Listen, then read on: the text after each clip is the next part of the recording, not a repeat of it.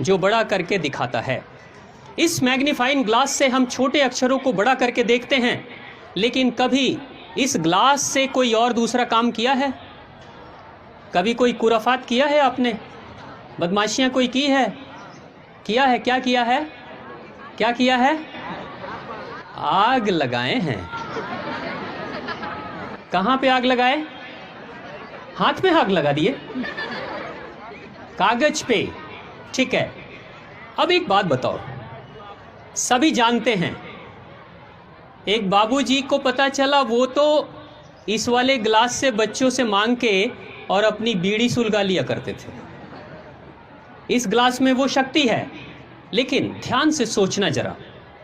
बस एक छोटा सा चिंतन में आपके सामने एक सवाल रख रहा हूं।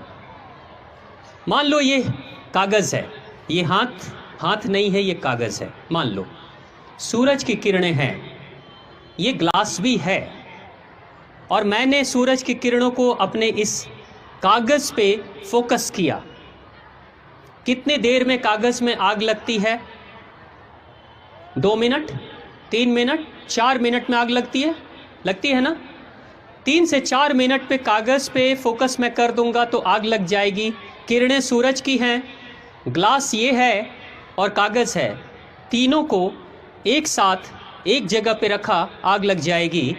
लेकिन ये कागज है, सूरज भी है, ग्लास भी है, लेकिन मैं इस ग्लास को ऐसे रख कर और ऐसे ऐसे हिलाते रहूँगा। कितनी देर में आग लगेगी? कितनी देर में आग लगेगी? जोर से बोलो।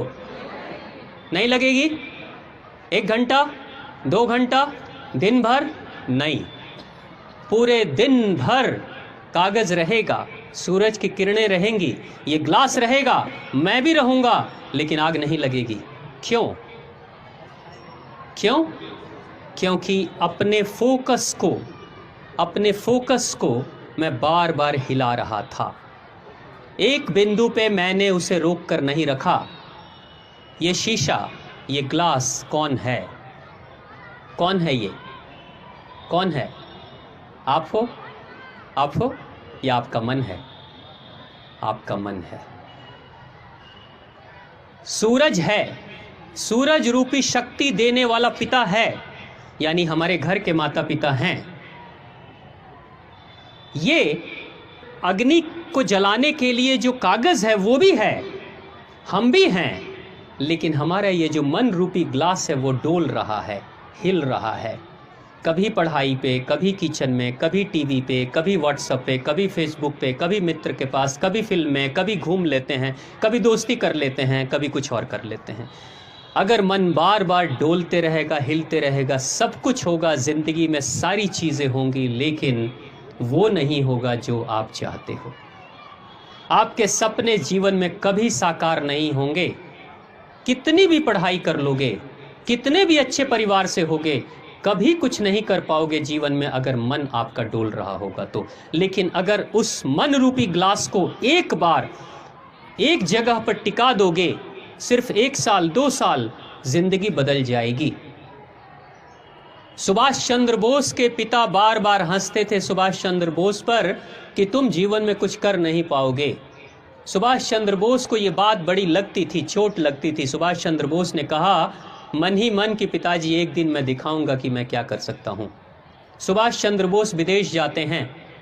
आईसीएस की पढ़ाई हुआ करती थी लंदन में, जिसमें अंग्रेज छात्रों को उस पढ़ाई की तैयारी करने में 4 वर्ष लगते थे, 4 साल लगते थे। 4 साल की पढ़ाई के बाद इम्तहान में बैठते थे, तब कोई पास होता था या कोई फेल हो जाता था। सुभाष चंद्र बोस ने सिर्फ 9 महीने की पढ़ाई की थी और आईसीएस, भारत के पहले आईसीएस बने थे, इंडियन आईसीएस पहले। सिर्फ 9 महीने की पढ़ाई, वो जो 9 महीने अपने मन को रोक दिया ना, आग लग गई थी।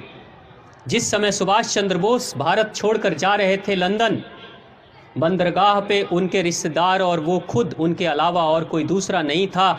लेकिन 9 महीने की मेहनत मशक्क़त के बाद उस इंसान ने आईसीएस के उस इम्तहान में आग लगाने के बाद जब सुभाष चंद्र बोस भारत के बंदरगाह पर लौटते हैं, लाखों लोगों की भीड़ लगी हुई थी सुभाष चंद्र बोस के स्वागत के लिए। ये भारत का कोई सपूत है जो अंग्रेजों के सबसे बड़ी नौकरी को हासिल भी कर लेता है सिर्फ 9 महीने की मेहनत में, और लात मार कर चला आता है भारत माता की सेवा के लिए। ये वो शक्ति थी, ये मन की वो स्थिति है। जब तुम्हारा मन डोलेगा तो कुछ भी कर लोगे, सपने कितने भी बड़े रखोगे, कुछ नहीं होने वाला है। तब फिर क्या होगा?